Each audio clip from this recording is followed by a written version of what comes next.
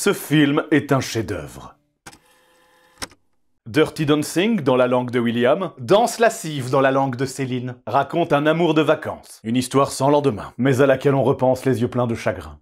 On y rencontre Bébé, la fille d'un riche médecin, qui va passer l'été dans une pension familiale, une sorte de Club Med.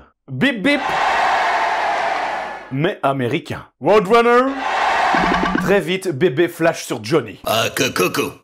Un autre Johnny, un des animateurs du club, connu surtout pour être un sacré tombeur. Un mélange subtil entre Laurent Ournac dans Camping Paradis et Thierry Lhermitte dans Les Bronzés. Je me suis niqué 3827 kilos de gonzesse. Le premier soir, Bébé va aider un gars à porter des pastèques. C'est une contrepétrie. Dans leur cabanon, les animateurs ont organisé une boum. Et il y a plus d'ambiance que dans celle de Vic, tu peux me croire. Johnny et sa meilleure amie Penny enflamment le dance floor. Bébé l'observe attentivement et...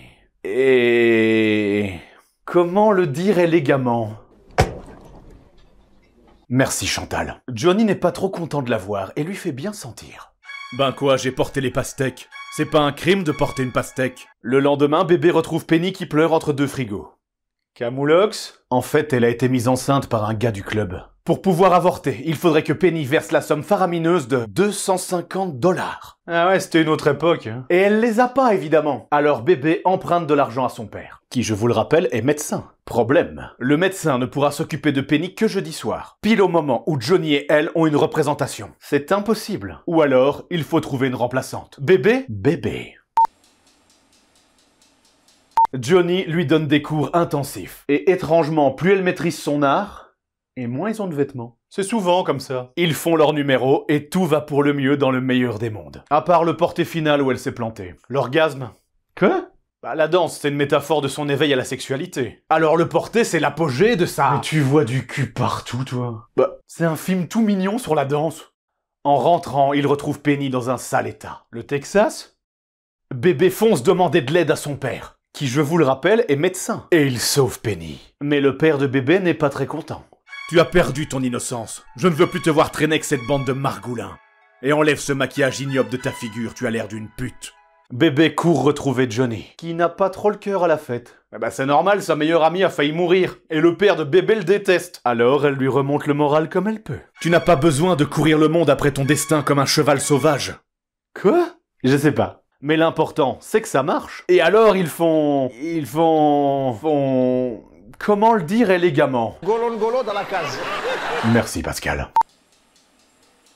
Le lendemain, Johnny apprend que la dernière danse de la saison sera un pachanga. Et ça craint. Ah ouais. Johnny est dégoûté. Ah ouais. Mais c'est pas le pire, il se fait virer. Pourquoi? Oh, parce qu'on le soupçonne d'avoir volé le portefeuille d'un client. Mais il est innocent! Évidemment, et il n'y a que Bébé qui peut le prouver. Grâce à son témoignage, il est innocenté. En fait, c'était les Schumacher. Qui ça? Un couple de petits vieux recherchés en Floride et en Arizona. Les Bonnie and Clyde du troisième âge. Oh putain, moi je veux voir un film sur eux. Enfin, Johnny se fait quand même virer, et Bébé s'embrouille sévère avec son père, qui, je vous le rappelle, est médecin. Elle a fait tout ça pour rien alors? Eh ouais. Johnny tente de parler au père de Bébé une dernière fois. Et on peut dire qu'il est plutôt mal reçu. Vous êtes juste un séducteur de prise unique qui laisse tomber sa partenaire et l'envoie se faire avorter par un boucher, pendant qu'il séduit lâchement une jeune fille innocente comme ma propre fille. J'ai connu pire. Alors Johnny part dans le lointain. C'est la dernière soirée. C'est la fin de l'été. Et il n'y aura pas de dernière danse. Oh non, c'est trop injuste. Tu as raison, il nous faut une fin heureuse.